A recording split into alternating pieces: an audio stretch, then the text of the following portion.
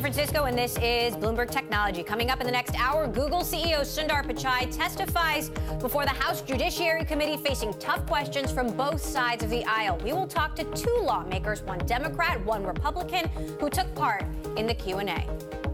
Plus, from privacy, launching a censored search engine in China and accusations of conservative bias. How did Pichai respond to some of the biggest issues facing Google, and how will it shape the company going forward? And a new development in Uber's plans to go public, why the ride-hailing giant has tapped Morgan Stanley, not Goldman Sachs, to lead its IPO next year. But first, to our top story, Google CEO Sundar Pichai faced more than 3 hours of questions before the House Judiciary Committee on Capitol Hill. Lawmakers pressed him on how Google protects user privacy, what exactly the search engine plans to do in China, and whether the platform is biased against conservative views. At times, it was also a sort of tutorial for just how Google works. If you Google the word idiot under images, a picture of Donald Trump comes up. I just did that. How would that happen? How does search work so that that would occur? We've gone out and crawled and stored copies of billions of web pages in our index, and we take the keyword and match it against web pages and rank them based on over 200 signals. So it's not some little man sitting behind the curtain figuring out what we're going to show the user. It's basically a compilation of what users are generating.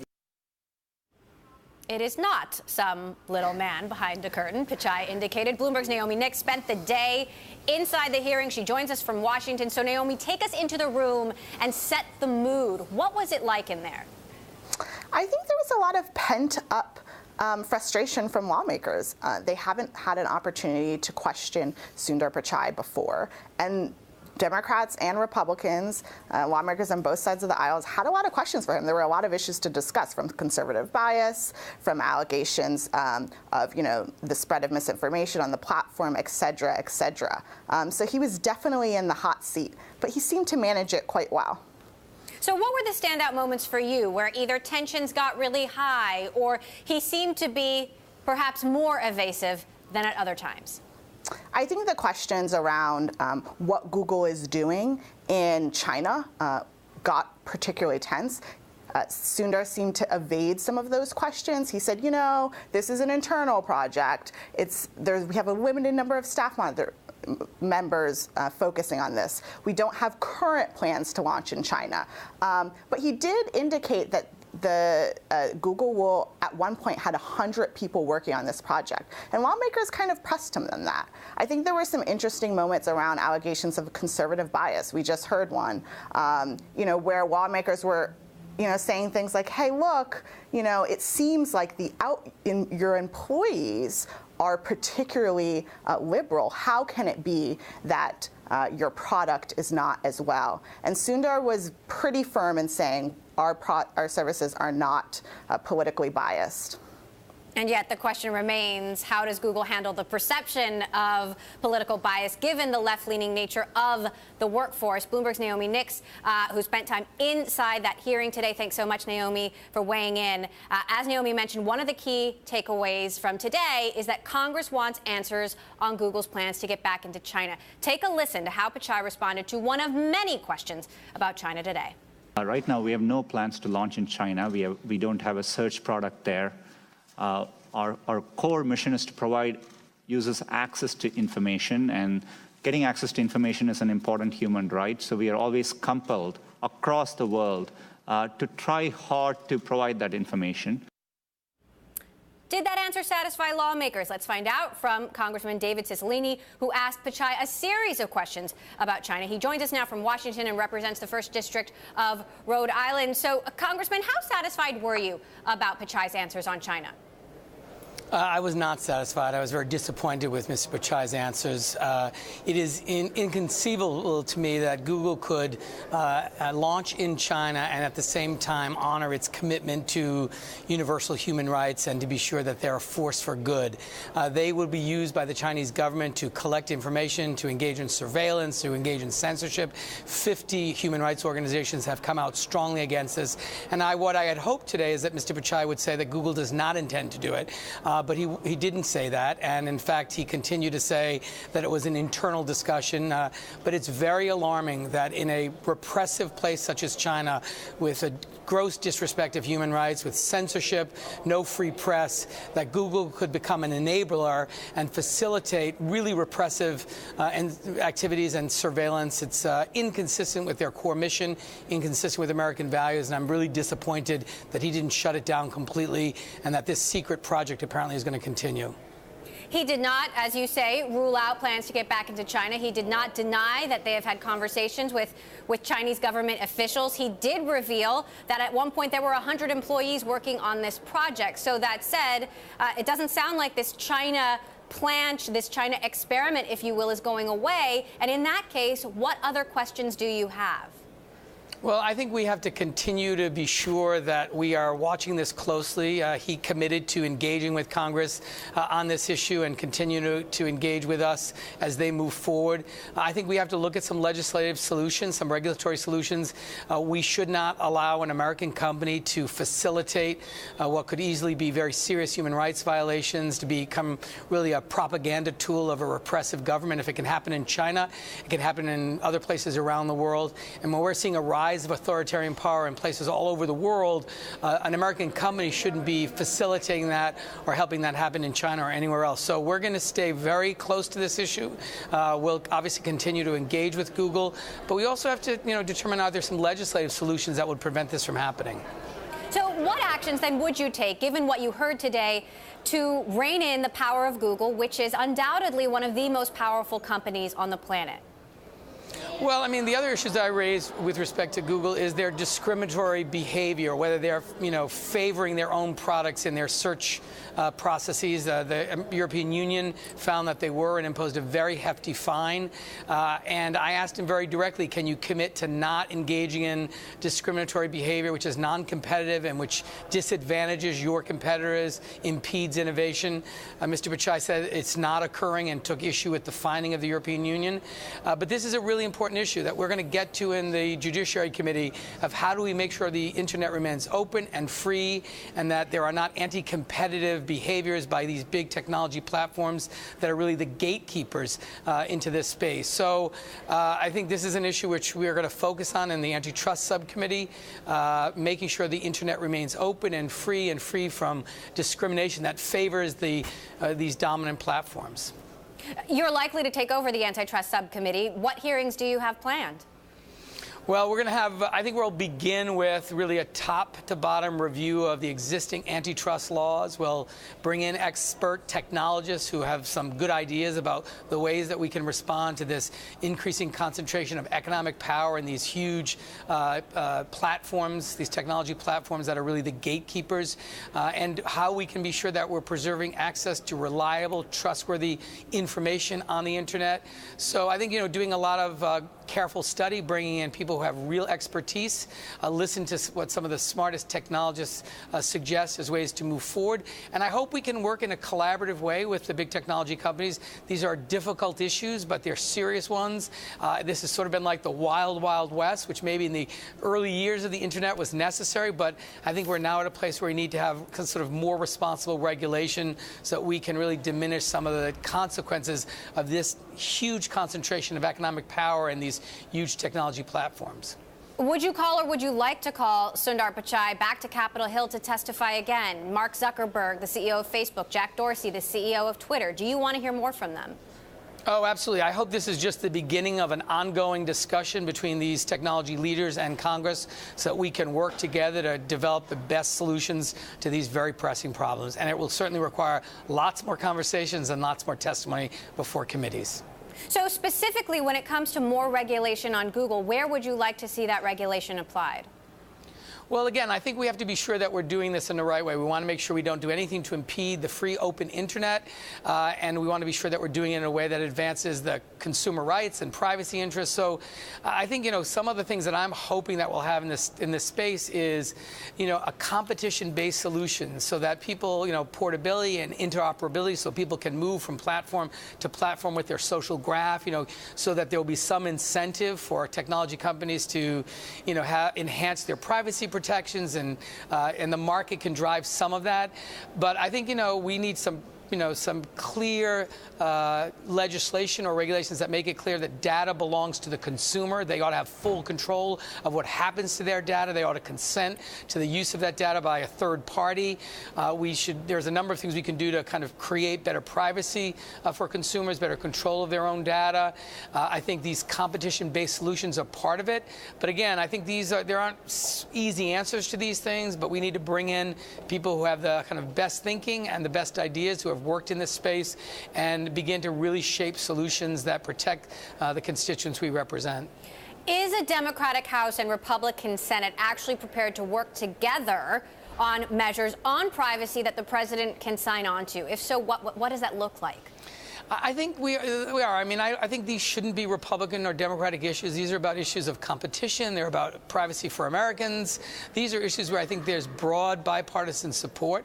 I think we should be able to work together in a collaborative, bipartisan way to protect consumers, and to do it in a way that doesn't inhibit innovation, and that is fair to our technology companies.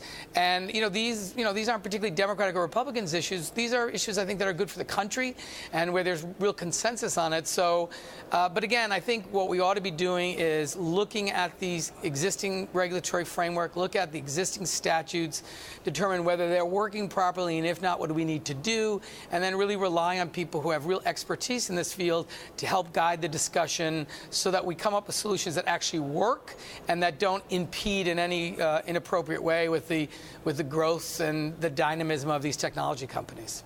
All right, Congressman David Cicilline of Rhode Island, thanks so much for stopping by. I know you have a vote to get to, so Yes. Appreciate you joining us. Coming up, we dig into Google's plans to get back into China. At one point, Pichai revealed, as I said, that 100 employees were working on that effort, codenamed Dragonfly. That is next. This is Bloomberg.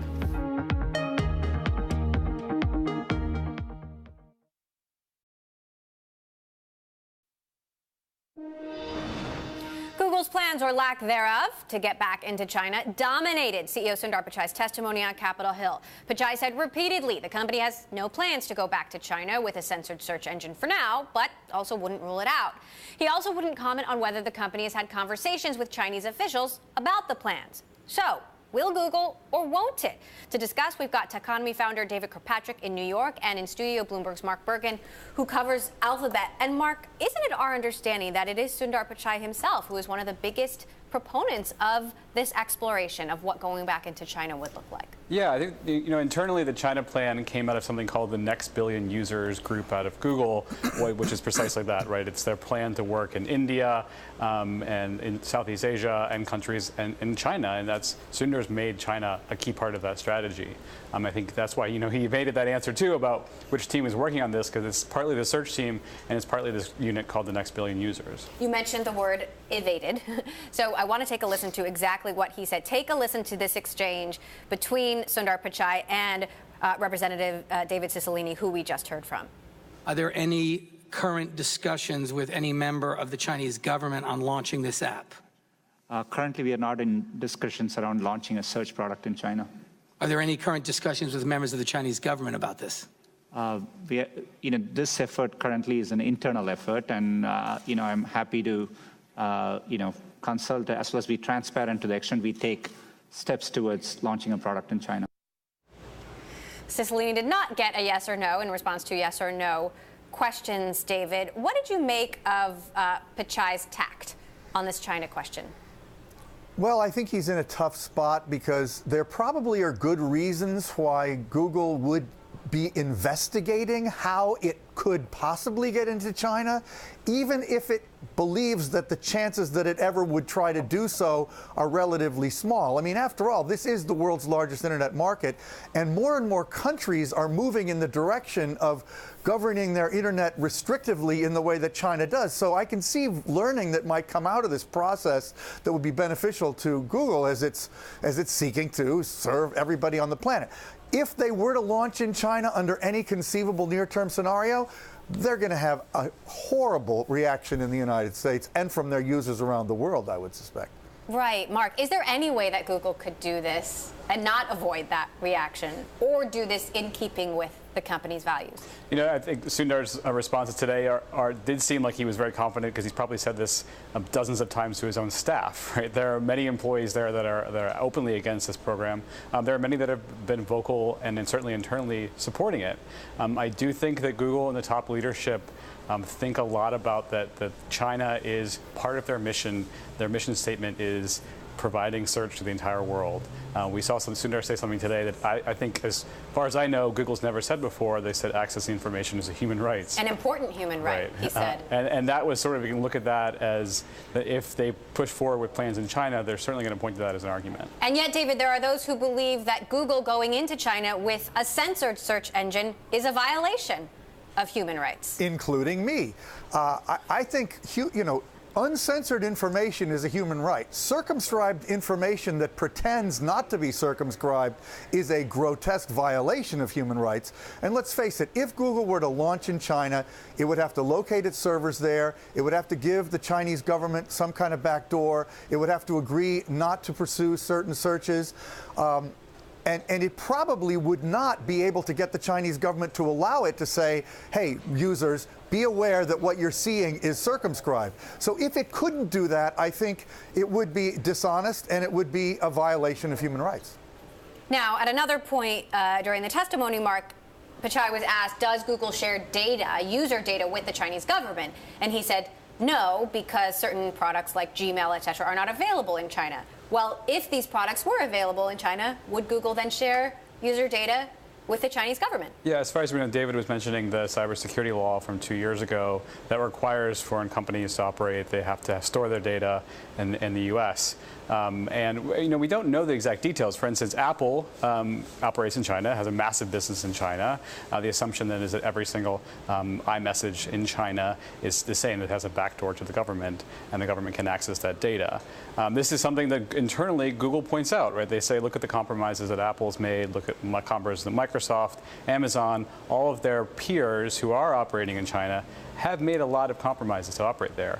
And that's been sort of the rationalization from Sundar and the other leaders who are for the China project is, why not us? Now, David, is this something that Google will have to explore or have to do at some point if it wants to keep growing? Well, like I said before, this is the world's largest internet market. I can't fault them for at least spending a lot of time figuring out, is there any conceivable way that we could honorably do this? They can still grow, definitely, in geographies all over the world. But I would also say, regarding Mark's points, there's something different about a search engine than a device company or even an operating system business or a lot of other companies that are operating in China from the United States. Search has a different character, as, by the way, does Facebook. So I think those two companies are going to have a dickens of a time getting the government's permission there. But I do think it's understandable that they would be exploring this. Now, Mark, more broadly, did you get a sense that Google is going to have to change or alter its business practices as a result of the interest from lawmakers? From today's hearing, yes. I think we saw a big and interesting focus on data collection. There were a lot of questions about. Remember, a congressman from Texas stood up with an iPhone and said, "Do you know if I'm crossing the room?"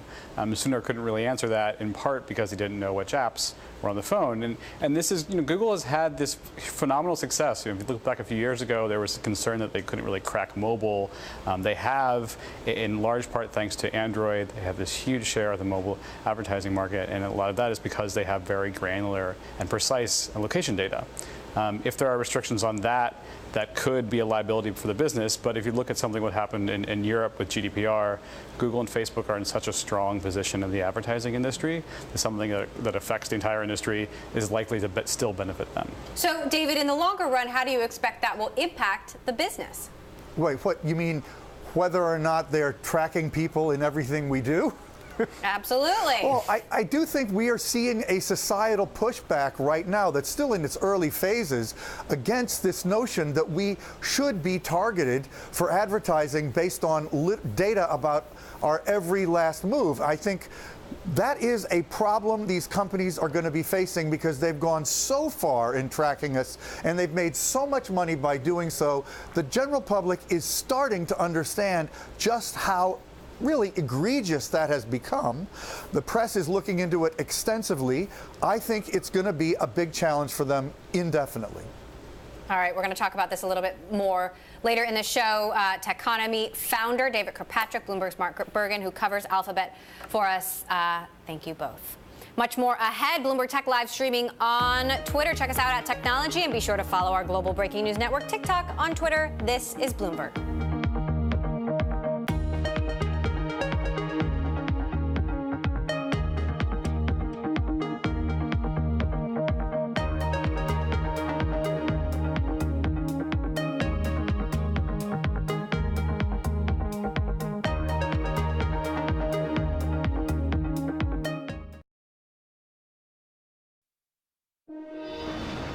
There could be a new complication in the arrest of Huawei CFO by Canadian authorities. A former Canadian diplomat has been detained in China. Michael Korvic, who now works for the International Crisis Group, went missing hours before the bail appearance of Huawei CFO.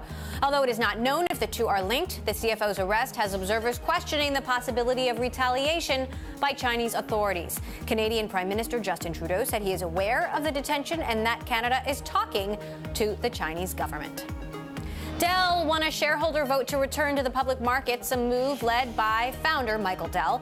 The computer giant said it will list on the New York Stock Exchange as soon as December 28th under the ticker DELL, after going private in one of the biggest leverage buyouts ever about 5 years ago. And SoftBank is now said to be planning to sell its stake in NVIDIA as the semiconductor rout continues. The company could make about $3 billion off the sale, though a final decision has not been made. The report comes as NVIDIA, along with several other semiconductors, continue to feel the impact of increasing trade tensions between the U.S. and China, along with slowing demand. Coming up, we talk to Representative Bob Goodlatte about Sundar Pichai's 3.5-hour testimony in Washington and whether or not he was satisfied with the questions surrounding Google's collection of user data. That's next. This is Bloomberg.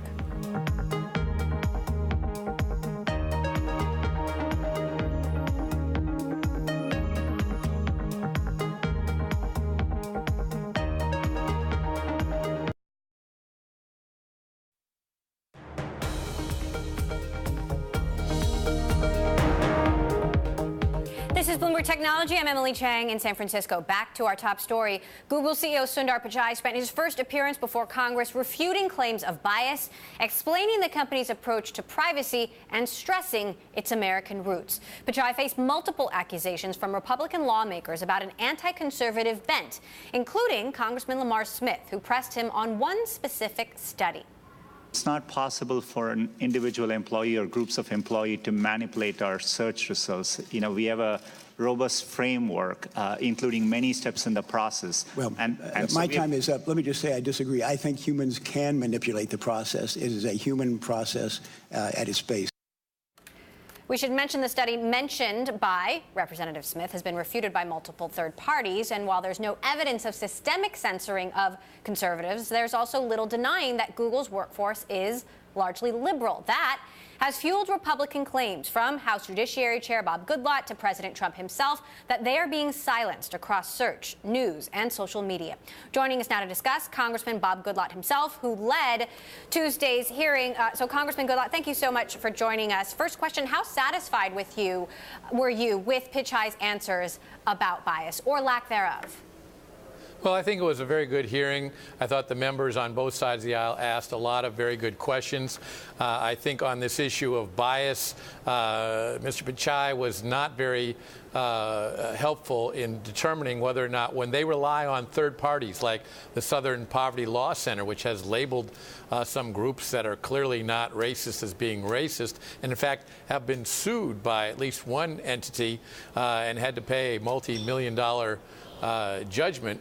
That indicates to me that this is a problem that Google is still wrestling with, has not resolved. And when you see the California Republican Party labeled by Google when it says ideology and they bring up Nazism, or a North Carolina senator when her photograph is placed up below that it says that she's a bigot.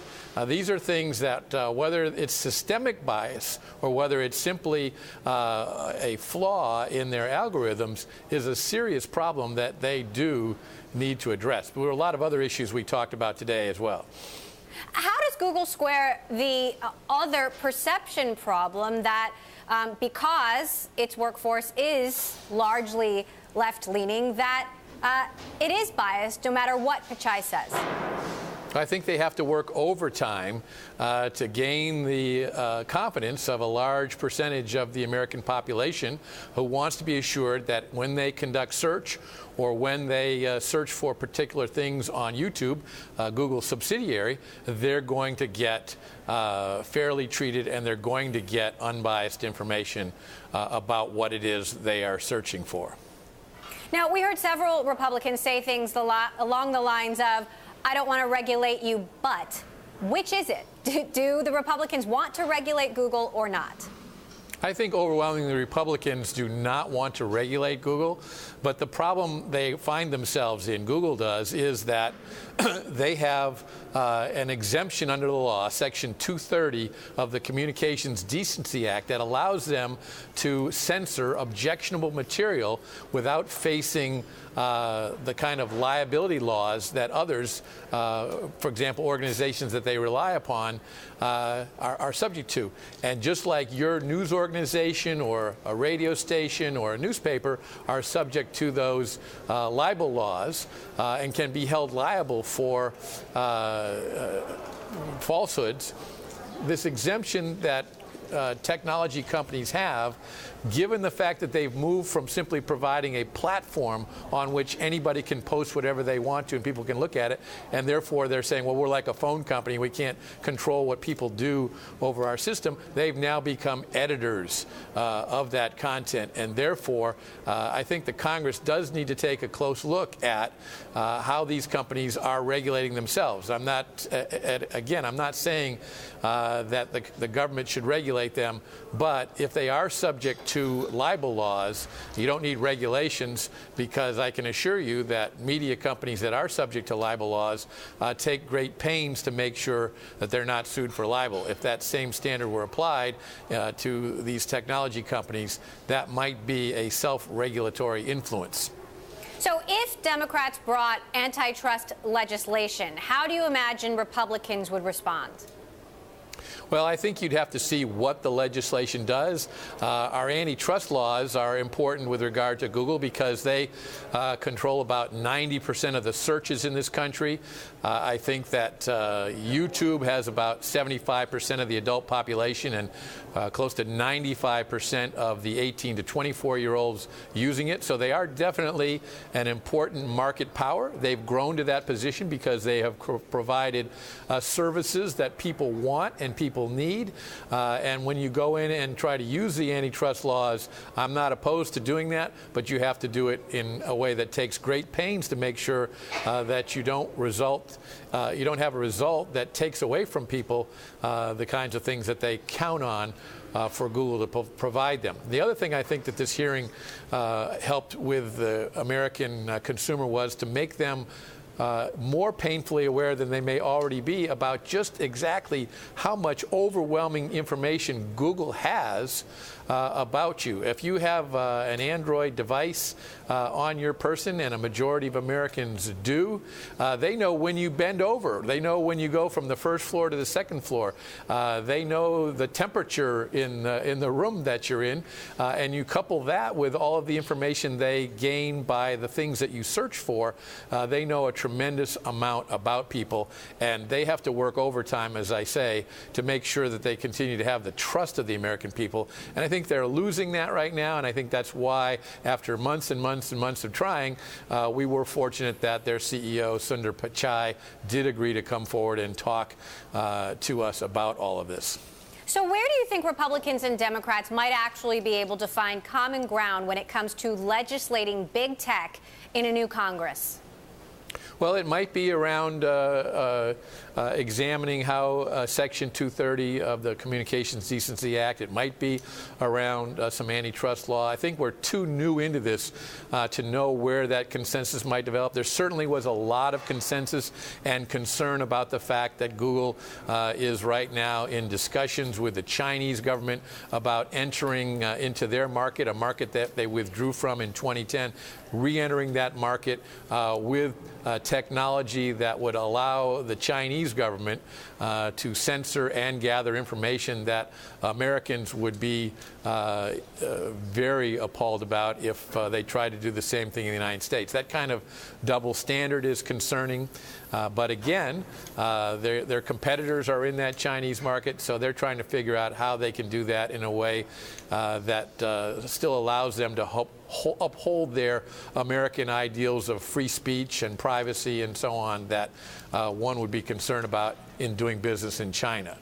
I think that they need to be very careful before they enter into any kind of agreement to get into that market. Now, Facebook and Twitter have gotten a disproportionate amount of the criticism when it comes to meddling disinformation in the United States in U.S. elections. What do you think Google's role in, preventing the spread of misinformation should be? Well, how you conduct a search can be very, very influential in terms of what information you have and how you go about the decision-making process of what candidate to vote for or what information you're going to rely upon.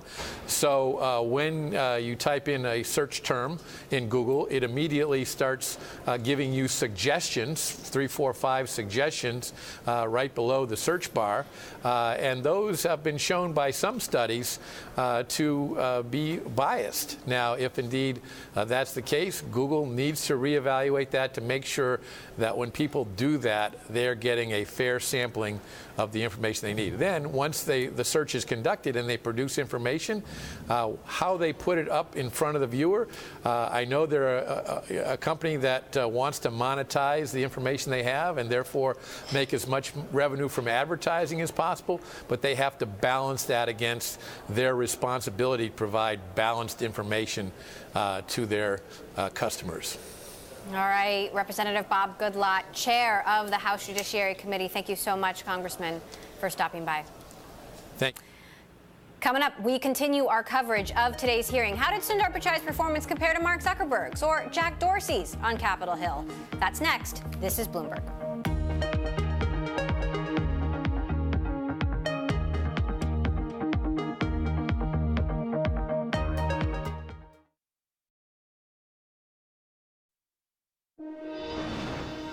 Google's Sundar Pichai isn't the first big tech CEO to be questioned on Capitol Hill. Earlier this year, we saw Facebook's Mark Zuckerberg and Sheryl Sandberg testify on 2 separate occasions.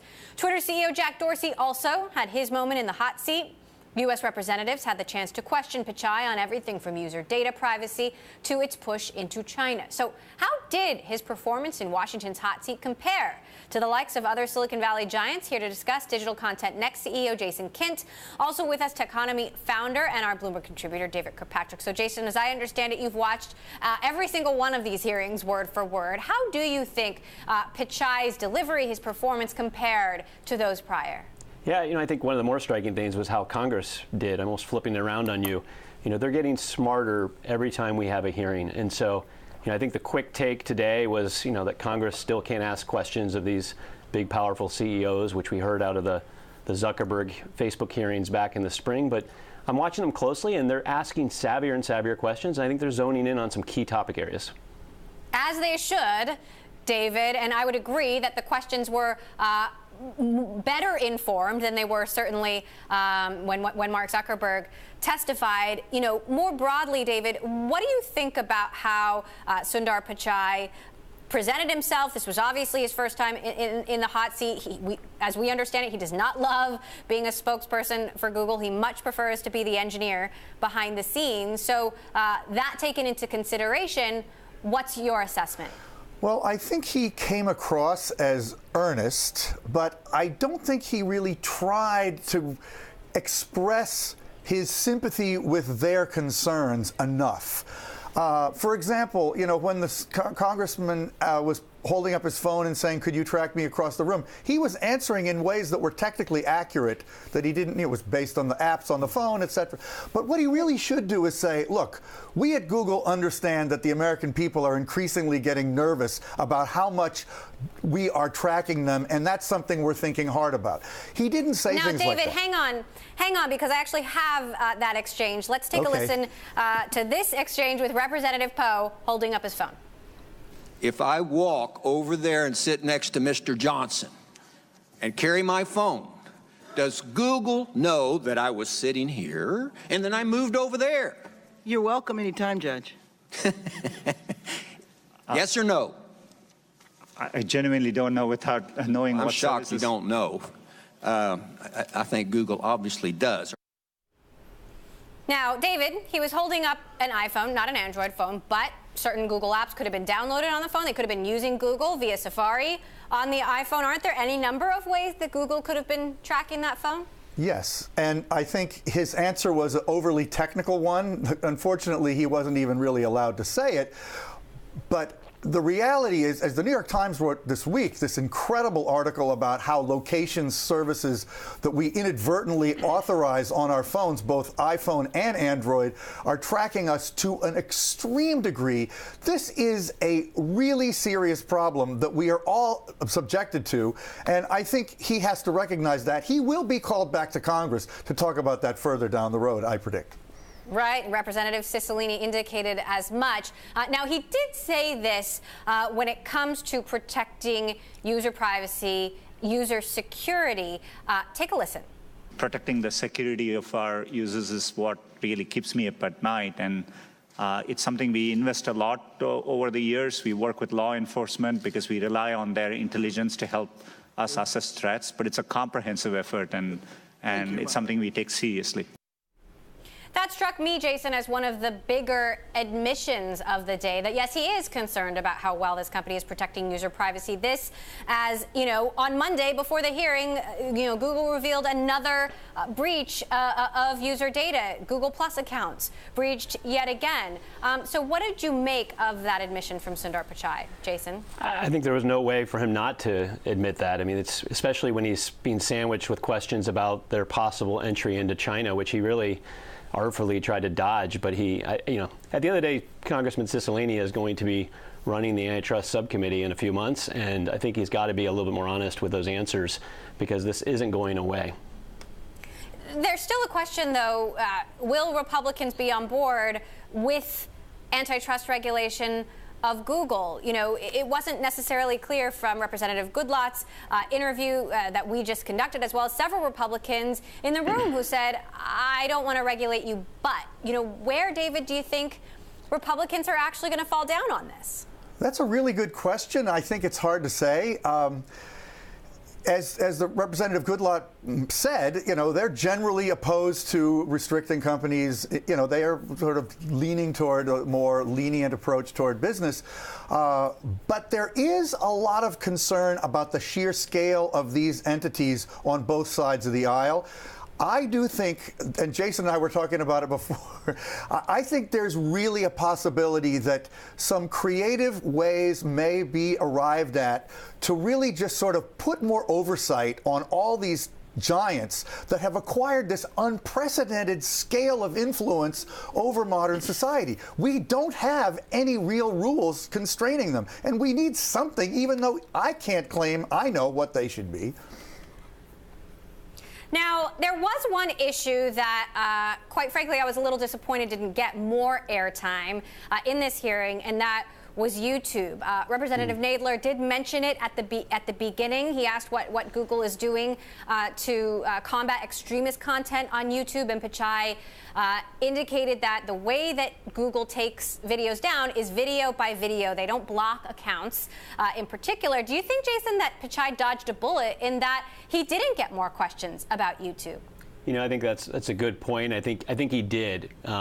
He did dodge that bullet, and that's where Facebook's taken a lot of heat in their product offering and how it affects us and that disinformation and other violent content that can spread through it. And YouTube is very much a part of that discussion. And I think he did avoid a lot of those tougher questions.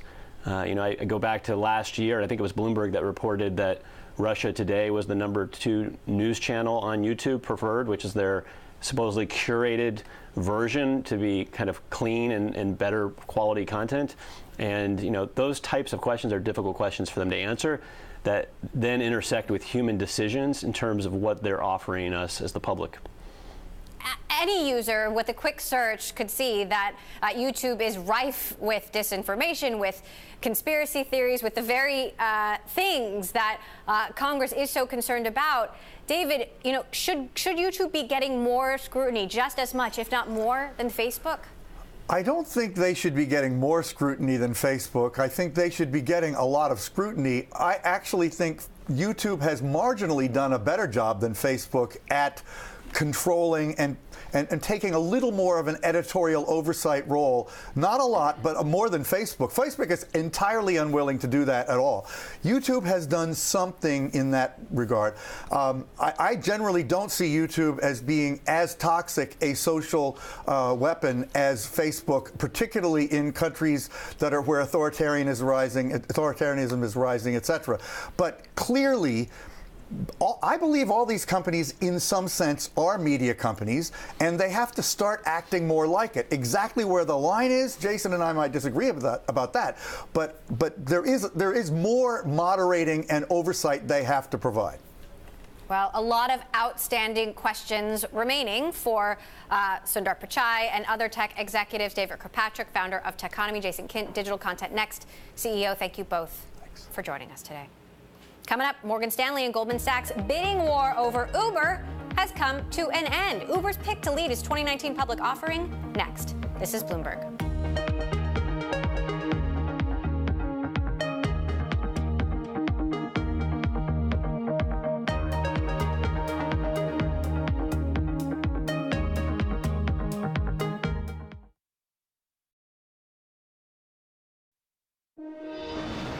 Days after filing for an IPO, Uber is now said to have selected Morgan Stanley to lead its public offering. The news marks another big win for Morgan Stanley, which has helped bring several tech companies to market and can expect to receive a large portion of the fees that come with the IPO. And with a listing valued at $120 billion, Uber's IPO could be one of the largest of all time.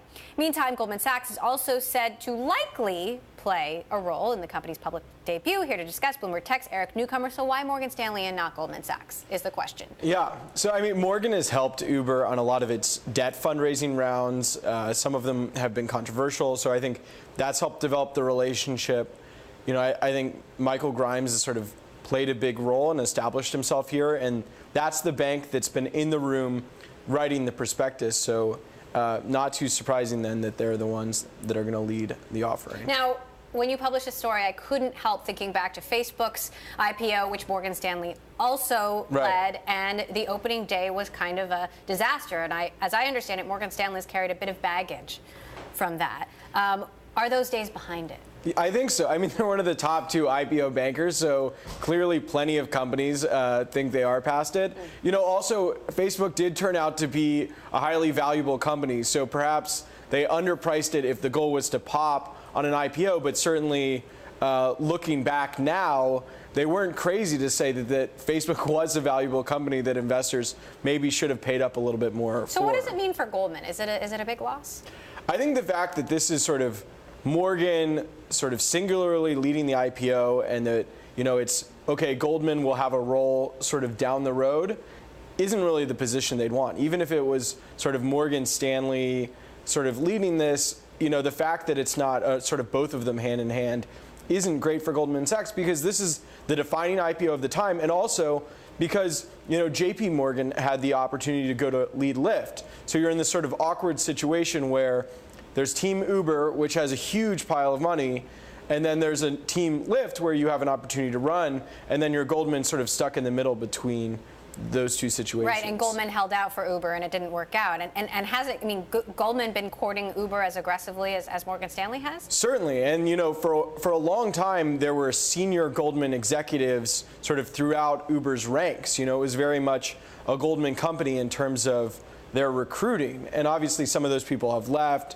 Their old head of finance, left for another startup. So, yeah, I think that relationship clearly not as deep as Morgan Stanley, but we'll have to see. It's not necessarily over for them. There's still plenty of work to be done before Uber goes public. So we'll have to see sort of what Goldman takes on. Any updates on timing?